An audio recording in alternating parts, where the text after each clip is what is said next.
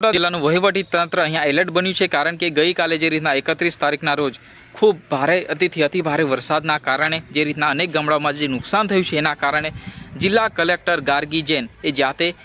પોતે જ્યાં નુકસાન થયું છે એ ગામડાની અંદર પહોંચીને જ્યાં બોડેલી હોય કે પછી નસવાડી તાલુકો હોય કે પછી કમાટ સંખેડા હોય અનેક તાલુકાની અંદર જ્યાં જ્યાં નુકસાન થયું છે એનું ગ્રાઉન્ડ રિપોર્ટ એ જાતે લઈ રહ્યા છે અને લોકોને જનતાને સમજાવી રહ્યા છે કે ભાઈ જે કામ વગર બહાર નીકળવું નહીં અને જે રીતના વરસાદની આગાહી હજી સુધી એ 1લી અને 2જી તારીખ સુધી આપવામાં આવી રહી છે અને આ પ્રકારની વરસાદી વાતાવરણમાં કોઈ પણ પ્રકારની જાનહાનિ નહીં પહોંચે એના માટે પણ અહીંયા લોકોને જનતાને અપીલ કરવામાં આવી છે, કારણ કે લોકો અમુક જે દ્રશ્યો બતાવવા માટે નદી નાળા જ્યાં છલકાતા હોય છે ત્યાં સેલ્ફી પાડવા અથવા વિડીયો બનાવવા માટે અમુક જે લોકો છે એ પહોંચી જતા હોય છે અને એના કારણે પણ લોકોને ધ્યાન રહેતું નથી અને ક્યાંક ને ક્યાંક આ વરસાદી વાતાવરણમાં લપસી જવાના કારણે ઘણા લોકો તણાઈ જતા હોય છે એવી પણ દ્રશ્યો આપણને જોવા મળતા હોય છે। એના કારણે જિલ્લા કલેક્ટર અને વહીવટી તંત્ર દ્વારા અહીંયા લોકો અને જનતાને અપીલ કરવામાં આવી છે અને ક્યાંક ને ક્યાંક અત્યારે વરસાદી વાતાવરણ હજી એ છોટાઉદેપુર જિલ્લાના અનેક ગામડામાં ખૂબ અતિથી અતિ ભારે વરસાદ હાલની સ્થિતિએ પણ અત્યારે જોવા મળી રહ્યો છે, કારણ કે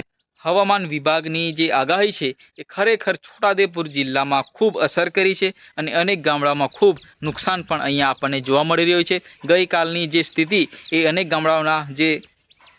ખૂબ એ નુકસાન ગઈકાલની સ્થિતિ જોઈ કે ભાઈ ઘણું નુકસાન એ અનેક ગામડામાં થયું છે અને આજે પણ જે વરસાદ અત્યારે વરસી રહ્યો છે એ હજી કાલે અને આજે એટલે 2 દિવસની અંદર વરસાદ એ કેટલો પડશે એ હજી નક્કી કરી શકતા નથી, પરંતુ ગઈકાલે જે વરસાદ વરસ્યો એ તમે ચાર્ટમાં જોઈ શકો ભાઈ કયા તાલુકાની અંદર કેટલા ઇંચ વરસાદ વરસ્યો। ખાસ કરીને વાત કરીએ તો બોડેલી તાલુકાની અંદર જબરજસ્ત રીતના વરસાદ આપણને જોવા મળી રહ્યો છે। બોડેલી તાલુકાની અંદર જે વરસાદે રેકોર્ડ તોડ્યો છે મિત્રો, તમે ચાર્ટની અંદર